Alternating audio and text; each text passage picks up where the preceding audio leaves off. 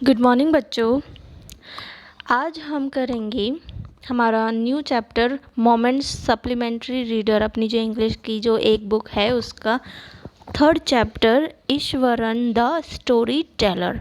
Last video में हमने second chapter तक कंप्लीट कर लिए थे, तो आज मैं आपको ये स्टोरी करवाऊंगी। तो हम पहले ये जो रेड कलर में, ये पिंक कलर में जो लिखा हुआ है उसको एक बार रीड कर लेते हैं। One night Mahendra woke up from his sleep and saw a dark cloudy form। एक रात को महेंद्र नींद से जागा और उसने क्या देखा कि आसमान में बहुत सारा डार्क क्लाउड्स बने हुए हैं। He broke out into a cold sweat। Was it a ghost? तो ये जो है ये उसका कन्फ्यूजन है कि कहीं वो गोश्त तो नहीं था। तो ये चीज़ अपन स्टोरी जब पढ़ेंगे ईश्वरन की तब हमें पता चलेगा। तो अब हम स्टार्ट करते हैं। ये ईश्वरन की फ़ोटो बनाई गई है, देखिए। अब देखिए ये रही। The story was narrated to Ganesh by a young man Mahendra by name. ये जो स्टोरी है वो गणेश को महेंद्र नाम के एक यंग मैन ने सुनाई थी।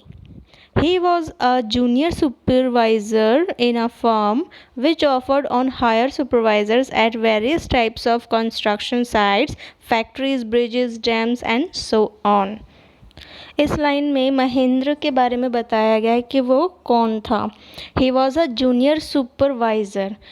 एक जूनियर सुपरवाइज़र था किसी फर्म में, किसी कंपनी में। फर्म का मतलब कंपनी होता है। कंपनी में विच ऑफर्ड ऑन हायर सुपरवाइज़र, जो कि और सुपरवाइज़र हायर करता था, लेकर आता था, अपने अंडर में लगाता था। At various types of construction site, बहुत से जहाँ पे कंस्ट्रक्शन का काम चलता है ना, इमारतें वगैरह बनती है, उसे कहते हैं कंस्ट्रक्शन साइट्स। जैसे कि कुछ factories, bridges, dams and so on. ठीक है, आगे देखिए। Mahindra's job was to keep an eye on the activities at the work site. तो महिंद्रा का जो काम था ना, महिंद्रा का वो क्या था, वो वर्क साइट पर जो कुछ भी एक्टिविटी होती है उसको ध्यान रखे, अपनी नज़र देखा रेखी करे। मतलब जैसा मैनेजर होता है ना, हर चीज़ का ध्यान रखता है और देखता है, काम नहीं करता है, वो करवाता है अपने अंडर में जो लोग होते हैं। तो वो महेंद्र था वहाँ पे। He had to keep moving from place to place every now and then as ordered by his head office, from a coal mining area to a railway bridge construction site, from there after a few months to a chemical plant which was coming up somewhere। तो यहाँ बताया गया है कि महेंद्र को उसके जो head office से जब भी ऑर्डर आता था तो उसकी वजह से वो कभी एक जगह से कभी दूसरी जगह पे जाता था, कभी दूसरी जगह से तीसरी जगह पे, तो उसको जाना पड़ता था एक जगह से दूसरी जगह। From a coal mining area to a railway bridge construction site, तो कभी कभार वो कोल माइनिंग एरिया जो था वहाँ से रेलवे ब्रिज के जहाँ पे कंस्ट्रक्शन चल रहा है वहाँ पर जाता था। From there after a few months to a chemical, और फिर जब वहाँ पे कंस्ट्रक्शन ब्रिज का जो था वो तो कंप्लीट हुआ, तो कुछ महीने बाद फिर वो वहाँ से किसी केमिकल प्लांट के वहाँ कंस्ट्रक्शन पे जाने लगा था।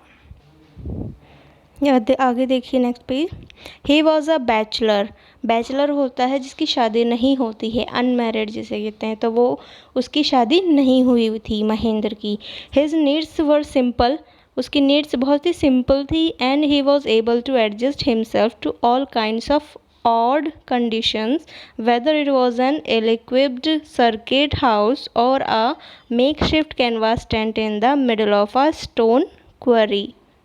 क्वेरी का मतलब होता है माइन, जैसे खदान जिसे कहते हैं, तो स्टोन की माइन, स्टोन क्वेरी। ठीक है, तो यहाँ पे महेंद्र के बारे में ये बताया गया है कि वो इतना सिंपल आदमी था और वो कहीं पर भी कैसी भी कंडीशन हो तो वहाँ पर एडजस्ट कर लेता था खुद को भी। कभी कभार जैसे ये होता था कि वो घर नहीं जा पाता था, तो चाहे से कोई इल इक्विप्ड सर्किट हाउस ही हो तो वो वहाँ पर भी आराम से खा पी के सो सकता था, या फिर कोई मेकशिफ्ट कैनवास ही हो मेक शिफ्ट यानी होता है कोई टेम्प्रेरी, मतलब हाँ ठीक ठाक काम चलाओ लाइक जगह हो, ऐसा कोई कैनवास ही हो, कैनवास टेंट ही हो, जैसे किसी स्टोन क्यूरी में कोई पत्थर की जो अपनी खदान कह सकते हो, पत्थर का जो पहाड़ होता है जिसमें से अपने खुदाई करते हैं उसे कहते हैं स्टोन क्वेरी। तो उसके बीच में भी अगर कोई छोटा सा कैनवास हो काम चलाने लायक तो वो वहाँ पर भी एडजस्ट हो सकता था।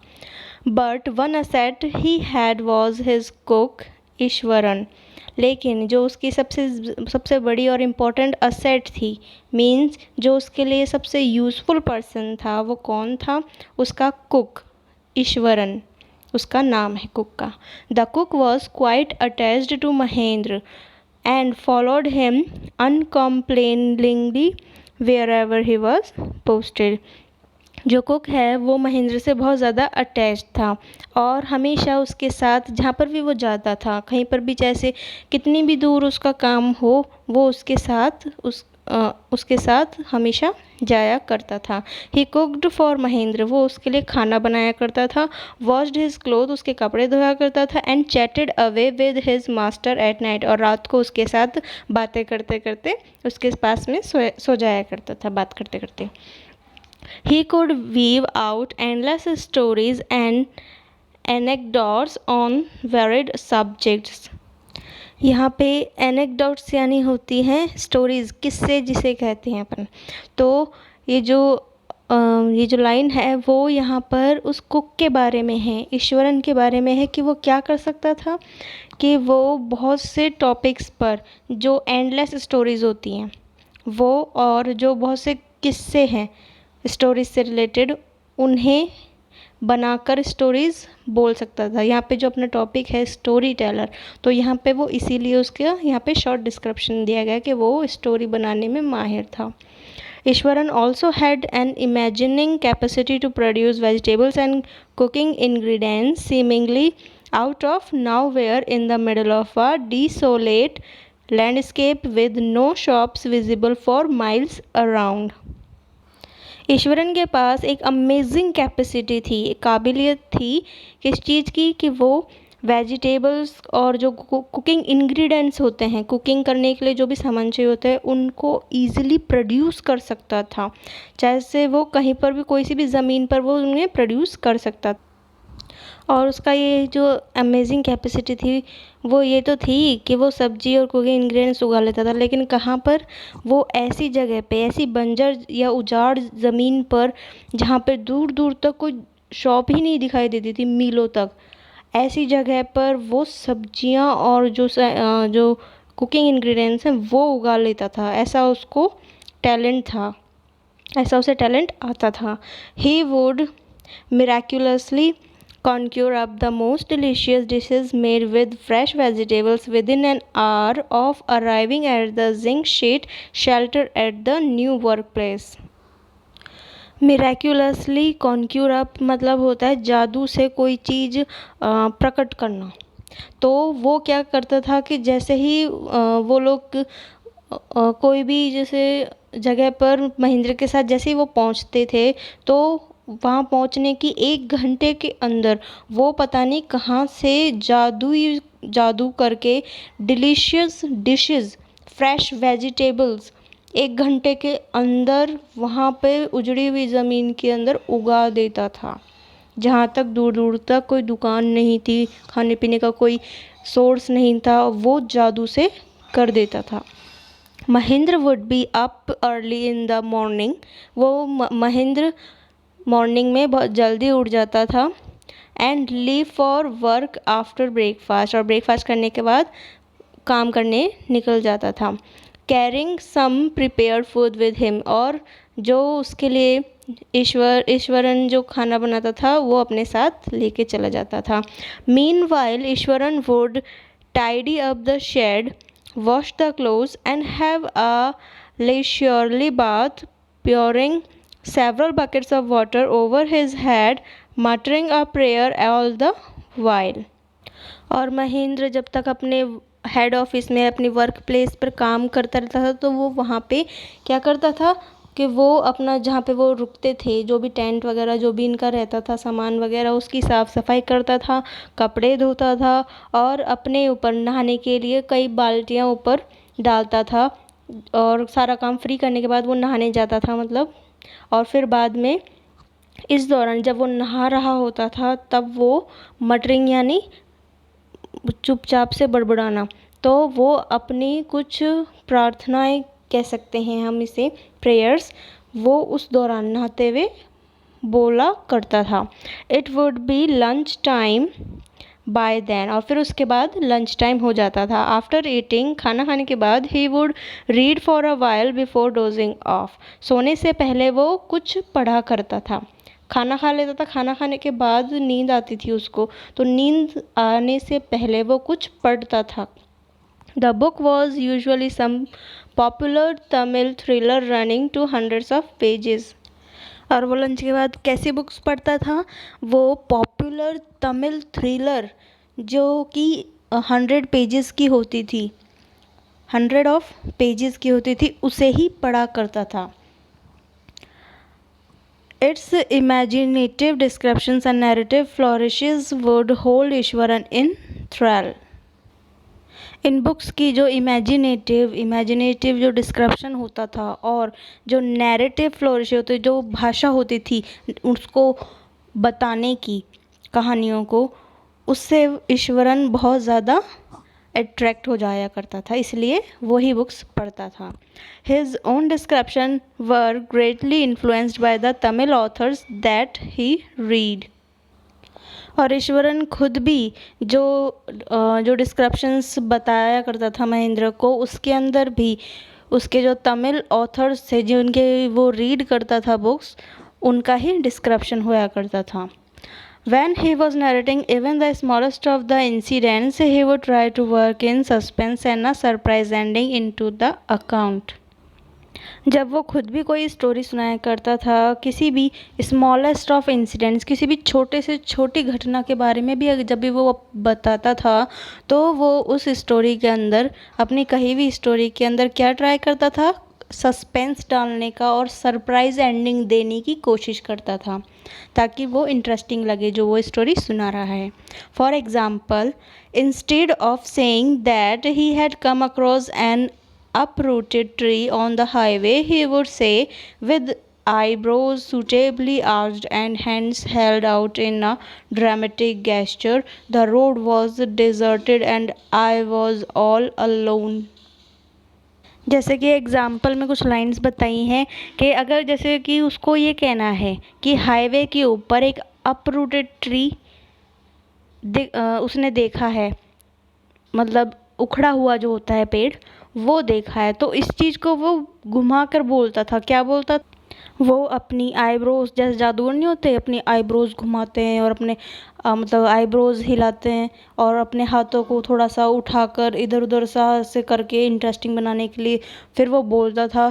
जैसे कि सड़क जो थी वो बिल्कुल सुनसान थी, साइलेंट थी और मैं बिल्कुल अकेला था। यहाँ द रोड वॉज डेजर्टेड मतलब होता है सुनसान, and I was all alone, और वहाँ पे कोई नहीं था, मैं अकेला था। Suddenly I spotted something that looked like an enormous bushy beast lying sprawled across the road. फिर वो आगे स्टोरी बताता है कि मैं अकेला था और अचानक मैंने एक चीज़ देखी जो पूरी सड़क पर फैली हुई पड़ी हुई थी। किसी ने वहाँ बालों वाले जो जंगली, जैसे यहाँ पे बीस्ट के बारे में बताया गया है, जंगली जानवर के लिए, ऐसा कोई आ रहा था, तो ऐसा लग रहा था कोई जंगली जानवर हो, कोई बीस्ट हो, दाढ़ी लंबे लंबे बालों वाला, बुशी वाला। फिर देखो फिर क्या बोलता है वो, but as I came closer, I was half inclined to turn and go back. फिर वो आगे बोलता है कि मैं मुड़कर वापस आना चाहता था, लेकिन मैं आ नहीं पाया। But as I came closer I saw that it was a fallen tree with its dry branches spread out. फिर वो बताता है कि जैसे ही मैं उसके पास आया, उस बीस्ट के पास आया, तो मैंने क्या देखा कि वो तो एक गिरा हुआ पेड़ था जिसकी जो ब्रांचेस हैं वो बहुत ही सूखी हुई ब्रांचेस, ड्राई ब्रांचेस जो हैं वो फैली हुई हैं।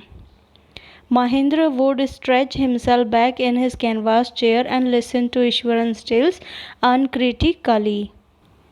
फिर महेंद्र अपनी जो कैनवास की कुर्सी है उसके ऊपर अपने पैर ऊपर कर कर जैसे डर जाते हैं ऐसी हालत में कुर्सी पे सिकुड़ के बैठ जाता था और बिना कोई कुछ कहे ईश्वरन की जो कहानी है उसको गौर से सुनता था। अनक्रिटिकली मीन्स बिना कुछ बोले, ध्यान से सुनना, ठीक है।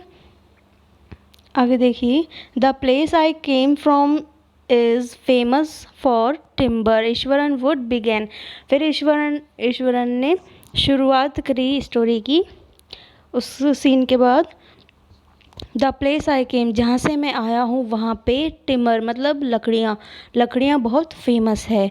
There is a richly wooded forest all around, और वहाँ पे बहुत घना जंगल है चारों तरफ। The logs are holded on to the lorries by elephants, और वहाँ से लकड़ियों के जो लॉग्स होते हैं वो एलिफेंट्स की मदद से लॉरीज में भरकर लोड किए जाते हैं और बेचने के लिए लिए जाते हैं। They are huge well fed beast, यहाँ एलिफेंट्स के लिए उसने बोला है बीस्ट कि वो लोग बहुत जो एलिफेंट्स होते हैं वो बहुत बड़े और बहुत ही हेल्दी बीस्ट होते हैं। When they turn wild even the most experience mahout is not able to control them, जब उन्हें गुस्सा हो जाता है या वो जंगली रूप अपना धारण कर लेते हैं एलिफेंट्स, तो उन्हें कोई कितना ही एक्सपीरियंस्ड हो, कैसा ही मैनेज करने वाला हो, वो उन्हें कंट्रोल नहीं कर पाता है। After this prologue Iswaran would launch into an elaborate anecdote involving an elephant, और फिर ये चीज़ बोलने के बाद, एलिफेंट्स के बारे में बोलने के बाद, फिर वो उस चीज़ को वहीं पे पॉज कर देता है। फिर एक नया कोई किस्सा, एनेक्डोट यानी किस्सा, एक नया ही किस्सा चालू कर देता है एलिफेंट्स को लेकर। One day a tusker escape from the timber yard and began to roam about, stamping on bushes, tearing up wild creepers and breaking branches at will. और वो क्या स्टोरी कहता है कि एक दिन टस्कर यानी जो मेल एलिफेंट होता है, जो उसके बाद उसको हम टस्कर कहते हैं। तो एक दिन एक मेल एलिफेंट खुद को टिम्बर यार्ड में, लकड़ी के यार्ड में छुपा लेता है और बिगैन टू रोम, और फिर इधर उधर घूमने लग जाता है। स्टैम्पिंग ऑन बुशेस को उखाड़ता हुआ, मीन्स वो पागल होके आवारा की तरह घूमने लग जाता है, जिसकी वजह से जो बुशेस हैं उन्हें भी रौंद देता है अपने पैरों में, और जो पेड़ों की जो ब्रांचेस होती हैं उनको भी तोड़ता हुआ आवारा घूमने लग जाता है। You know sir how an elephant behaves when it goes mad. फिर वो बोलता है कि आपको पता है कि हाथी जब पागल हो जाते हैं तो कैसे बिहेव करते हैं। Ishwaran would get so caught up in the excitement of his own story that he would get up from the floor and jump about, stamping his feet in emulation of the mad elephant. Eswaran अपनी खुद की कहानी में इतना खो जाता है, इतना ज़्यादा डीपली हो जाता है कि वो फर्श पे बैठा होता है, फ्लोर पे बैठा हुआ होता है, तो वहाँ से खड़ा हो जाता है, खड़ा हो जाता है, और फिर जैसे पागल हाथी करता है ना, वैसे हाथ पैर करके अपने उसकी नकल करते हुए ज़ोर से कूदने लग जाता है, जैसे पागल हाथी घूम रहा हो। The elephant reached the outskirts of our town, breaking the fences down like matchsticks. He would continue. आगे वो अपनी स्टोरी को कंटिन्यू करते हुए बताता है कि जो एलिफेंट है वो उस जगह को बिल्कुल मैचस्टिक जो होती है, माचिस की जो तीलियाँ होती हैं, ऐसे तोड़ता हुआ उस एरिया से, वहाँ से बाहर निकल जाता है, बाहर पहुँच जाता है। It came in to the main road, वो मेन रोड पे पहुँच जाता है, and smashed all the stalls selling fruits, और जो फ्रूट्स बेच रहे हुए होते हैं, स्टॉल्स जो होती है उनको भी दबा देता है, तोड़ देता है।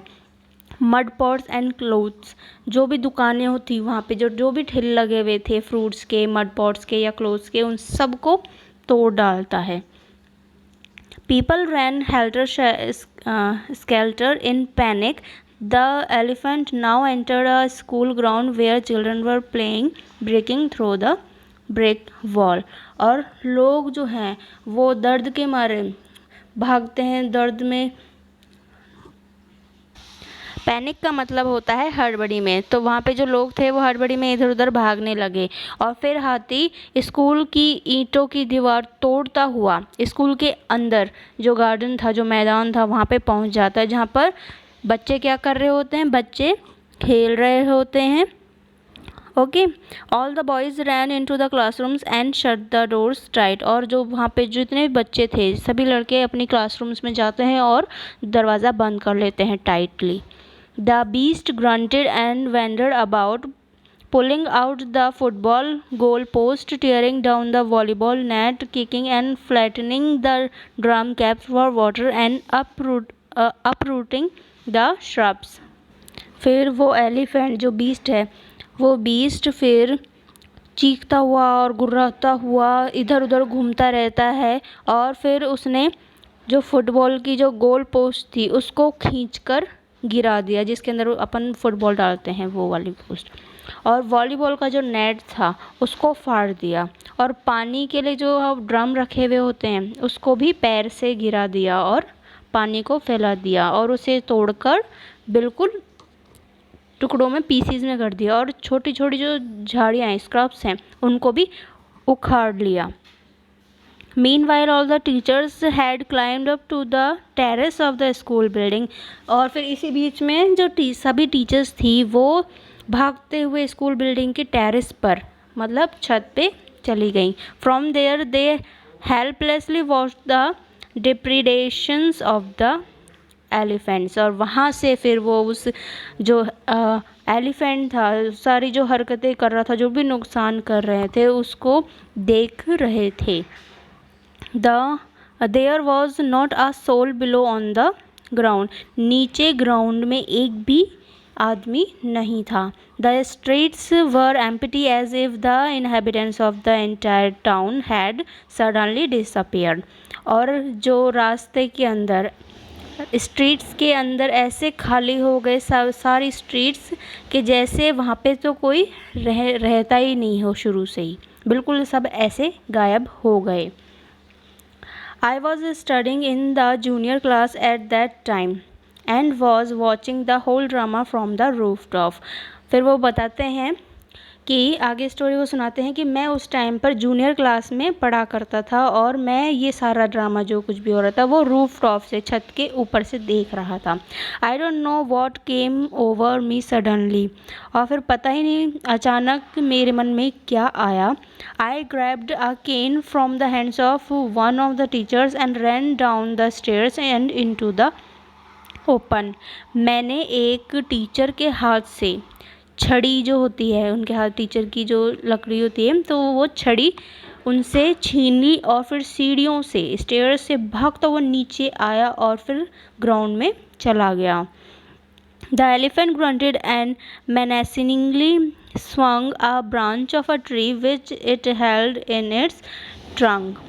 और हाथी चिल्लाया, चिंघाड़ा और उसने एक पेड़ की जो ब्रांच थी जिसे वो अपनी सूंड में, ट्रंक के अंदर पकड़े हुए था, उसने उसको गोल बहुत ही डेंजरस, खतरनाक तरीके से घुमाया। It stamped its feet, kicking up a lot of mud and dust।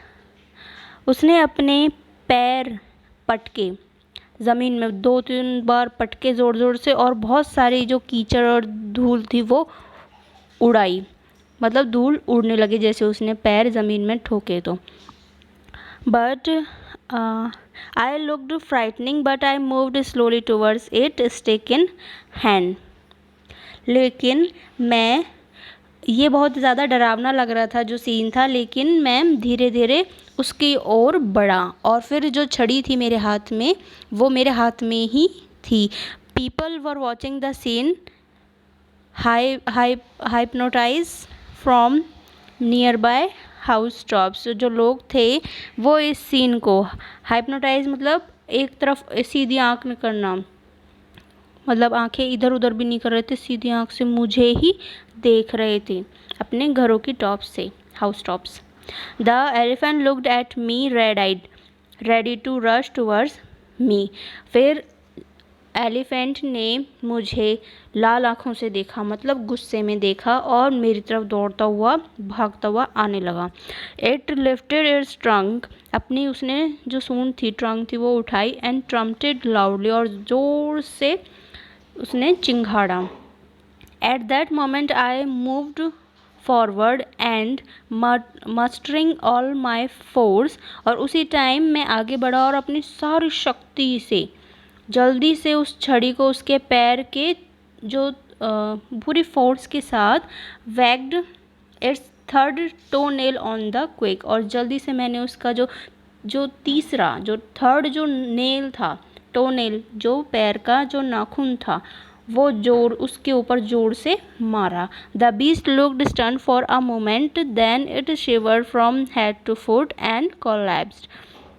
और एक पल के लिए वो जानवर एकदम से जैसे ही मारा तो वो चिंघाड़ने लगा, बिल्कुल पागल सा हो गया। फिर वो सिर से पैर तक कांपने लग गया, और फिर धड़ाम से कोलैप्स्ड यानी धड़ाम से गिर जाना, और फिर धड़ाम से ज़मीन पर गिर गया। तो फिर मैं आपको यहाँ तक के वर्ड मीनिंग्स लिखवा देती हूँ। ये चैप्टर आज यहीं तक करेंगे, इसके आगे का जो चैप्टर है वो नेक्स्ट वीडियो में करेंगे हम, ठीक है। तो मैं आपको वर्ड मीनिंग्स लिखवाती हूँ। ये देखिए, ईश्वरन द स्टोरी टेलर, अपनी बुक्स का नेम है मोमेंट्स। और हार्डवर्ड्स देखिए, मैं स्पेलिंग बोलते जाती हूँ, आप इन्हें लिखते जाइए और उतारते जाइए अपनी फेयर आउट कॉपी में, ठीक है। फर्स्ट है सुपरवाइज़र, SUPERVISOR, सुपरवाइज़र होता है ऑब्जर्वर, OBSERVER, ऑब्जर्वर। सेकंड है फर्म, FIRM, फर्म मतलब होता है कंपनी। थर्ड है असेट, ASSET, असेट यानी यूज़फुल पर्सन। फोर्थ है एनेक्डोट्स, ANECDOTES, एनेक्डोट्स का मतलब होता है स्टोरीज़, कहानियाँ जिसे कहते हैं अपन, स्टोरीज़। फिफ्थ है मिरेक्युलसली, MIRACULOUSLY, मिरेक्युलसली, इसका मतलब होता है बाय आ मिरेकल और मैजिक। मिरेकल की स्पेलिंग है MIRACLE, मिरेकल और मैजिक, बाय आ मिरेकल और मैजिक। सिक्स्थ देखिए, कॉन्ज्यूर up, CONJURE, कॉन्ज्यूर up, UP up, इसका मीनिंग होता है make appear, APPER, make appear. Seven देखिए, dosing of, DOZING, dosing of, OFF of, means taking a nap, NAP, nap, taking a nap मतलब सोना। Eighth देखिए, thriller, THRILLER, thriller means adventurous, ADVENTUROUS, adventurous. Ninth देखिए, थ्रेल, THRALL, थ्रेल means होता है आ spell of magic, मतलब जादुई मंत्र, a spell of magic, SPELL, spell of magic. Tenth देखिए, timber, TIMBER, timber, timber mean होता है वुड। 11 देखिए, प्रोलॉग, PROLOGUE, प्रोलॉग का मतलब होता है इंट्रोडक्शन। 12 देखिए, क्रीपर्स, CREEPERS, क्रीपर्स का मतलब होता है वाइन्स, VINES, वाइन्स। 13 देखिए, इनहैबिटेंट्स, INHABITANTS, इनहैबिटेंट्स का मतलब होता है पीपल लिविंग देयर, जो लोग वहाँ पे रहते हैं, पीपल लिविंग देयर, उन्हें हम इनहैबिटेंट्स कहते हैं। 14th देखिए, हिप्नोटाइज्ड, HYPNOTISED, हिप्नोटाइज का मतलब होता है as if in a spell. जैसे कि किसी को कोई मंत्र में रोकना, मतलब उसका ध्यान अपने एक तरफ कर देना, उसे हिप्नोटाइज कहते हैं। फिर देखिए 15th, ट्रम्पेड, TRUMPETED। ट्रम्पेड का मतलब होता है शाउटेड लाउडली, तेज़ी से बोलना, शाउट करना। ठीक है, तो ये यहाँ तक के अपने वर्ड मीनिंग्स हैं, इन्हें आप कॉपीज़ में कर लीजिएगा। नेक्स्ट वीडियो में हम इसके आगे का चैप्टर करेंगे, चैप्टर कंप्लीट करेंगे और बचे हुए चैप्टर के जो हार्ड वर्ड्स हैं वो मैं आपको लिखवाऊंगी। Okay, thank you.